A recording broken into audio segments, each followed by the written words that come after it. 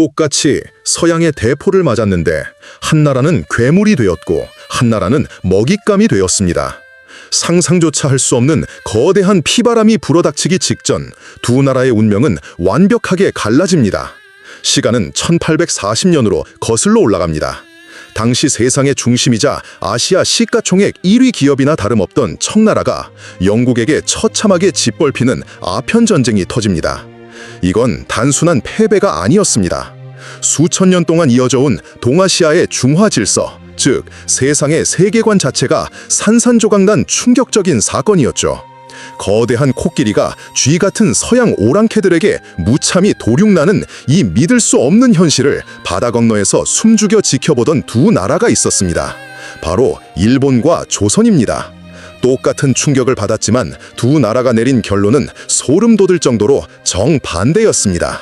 먼저 일본의 상황을 깊숙이 들여다볼까요?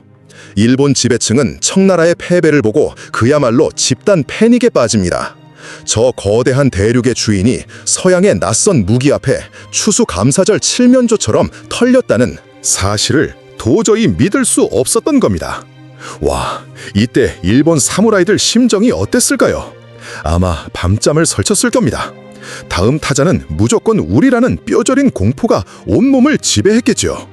그리고 그 공포는 1853년 미국 페리 제독의 흑선이 에도 앞바다에 나타나면서 끔찍한 현실이 됩니다. 시꺼먼 석탄 연기를 뿜어내는 거대한 철갑선과 그 위에 장착된 파괴적인 함포들, 수백 년 동안 칼 한 자루에 목숨을 걸고 가문의 영광을 운운하던 사무라이들은 그 압도적인 무력 앞에서 미친 결단력을 발휘합니다. 자존심, 전통, 도리, 그딴 건 생존이라는 절대 명제 앞에서 사치일 뻔이었습니다. 그들은 자신들의 영혼과도 같던 상투를 자르고 칼을 미련 없이 부러뜨린 뒤 서양의 총을 집어들기 시작합니다. 여기서 우리가 주목해야 할 일본의 진짜 무서운 점은 바로 그들의 정치 시스템이었습니다. 당시 일본은 국왕인 텐노가 허수아비로 있고 막부라는 군사 정권과 여러 지방 영주들이 권력을 나누어 가진 철저한 지방 분권 사회였죠.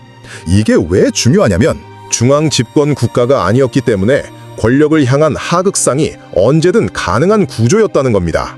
미국 함대에게 속수무책으로 당하며 불평등 조약을 맺는 막부의 굴욕을 두 눈으로 똑똑히 본 지방의 하급 무사들은 분노합니다. 저렇게 무능한 늙은이들에게 우리의 목숨을 맡길 수 없다는 생존 본능이 폭발한 거죠. 결국 사츠마번과 조슈번 등 변방의 젊은 무사들이 기득권을 쥐고 있던 막부를 향해 총구를 돌립니다. 그들은 무력으로 막부를 뒤엎고 허수아비였던 일왕을 앞세워 새로운 권력을 창출합니다. 이것이 바로 아시아 역사를 통째로 바꿔버린 메이지 유신의 진짜 얼굴입니다. 어제까지 서로 죽일 듯이 칼을 겨누던 원수들이 서양이라는 거대한 적 앞에서 기꺼이 손을 잡은 겁니다. 쿠데타에 성공한 이 젊은 권력자들은 곧바로 짐을 싸서 미국과 유럽으로 떠납니다.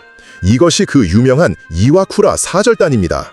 국가 수뇌부의 절반이 무려 1년 10개월 동안 서양의 공장, 군대, 의회, 학교를 샅샅이 뒤지고 다녔습니다. 그들은 서양의 발전상을 보고 자괴감에 빠져 매일 밤 눈물을 흘렸다고 합니다. 하지만 그들은 수치심을 연료 삼아 국가 시스템 전체를 서양식으로 불법 복지 수준으로 베껴오기 시작합니다. 수백 년 이어온 신분제를 과감히 폐지하고 서양의 헌법을 들여오고 징병제를 실시해 근대적인 군대를 만들었습니다. 자신들의 특권이었던 사무라이 계급마저 스스로 없애버리는 뼈를 깎는 고통을 감수했죠. 서양 열강의 먹잇감이 되지 않기 위해 기꺼이 서양의 개가 되어 스스로 제국주의의 괴물로 진화하는 길을 선택한 겁니다. 그렇다면 똑같은 시기 바다 건너 조선은 대체 무슨 배짱으로 버티고 있었을까요? 조선 역시 연행사라는 사신들을 통해 청나라가 서양 오랑캐에게 무참히 짓밟혔다는 소식을 실시간으로 듣고 있었습니다. 청나라 황제가 열하로 도망치고 베이징의 원명원이 불탔다는 보고서가 조정에 올라왔을 때 조선도 발칵 뒤집혔죠. 하지만 그들이 내린 결론은 일본의 처절한 생존 본능과는 차원이 다른 완벽한 조선판 정신승리였습니다. 청나라가 무너진 것은 서양의 요술과 간악한 속임수에 당했기 때문이며 우리는 저 짐승 같은 놈들의 사악한 학문을 절대 들이지 않겠다는 굳은 다짐이었죠. 이건 단순한 오만이 아니라 500년을 지배해온 성리학이라는 거대한 감옥이 만든 비극이었습니다. 조선의 지배층인 양반들에게 서양과의 개방이란 단순히 신기한 기술이나 무기를 들여오는 문제가 아니었습니다. 만민이 평등하다는 서양의 천주교 사상과 근대적인 제도는 곧 왕과 양반의 절대적인 권력을 무너뜨리는 끔찍한 독약이었습니다.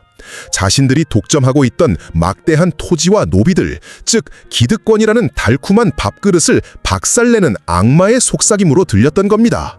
그래서 그들은 나라의 문을 여는 것을 도리에 어긋나는 사학이라 규정하고 목숨을 걸고 반대합니다. 이항로를 비롯한 위정척사파 선비들은 도끼를 들고 궁궐 앞에 엎드려 서양과 교력할 바에는 차라리 내 목을 치라며 시위를 벌였습니다. 나라가 발전하느냐 마느냐의 문제가 아니라 우리 양반들의 세상이 무너지느냐 마느냐의 권력 투쟁이었던 겁니다. 그리고 조선을 영원한 파멸의 구렁텅이로 몰아넣은 가장 치명적인 비극이 연달아 터지고 맙니다.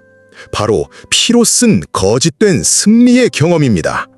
1860년 병인양요와 1871년 신미양요. 프랑스와 미국의 최신식 함대가 강화도 앞바다로 쳐들어왔을 때 조선의 군인들은 정말 처절하게 피를 흘리며 맞서 싸웠습니다. 당시 화력의 차이는 어른과 아이의 싸움 수준을 넘어선 학살이었습니다.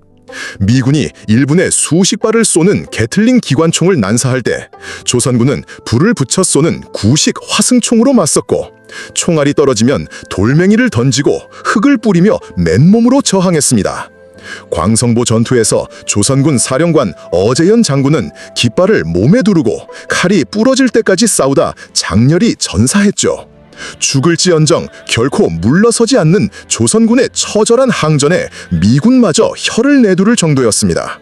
결국 서양 함대는 조선을 식민지로 만들 가치가 당장 없다고 판단해 보급 문제 등을 이유로 스스로 배를 돌려 물러납니다.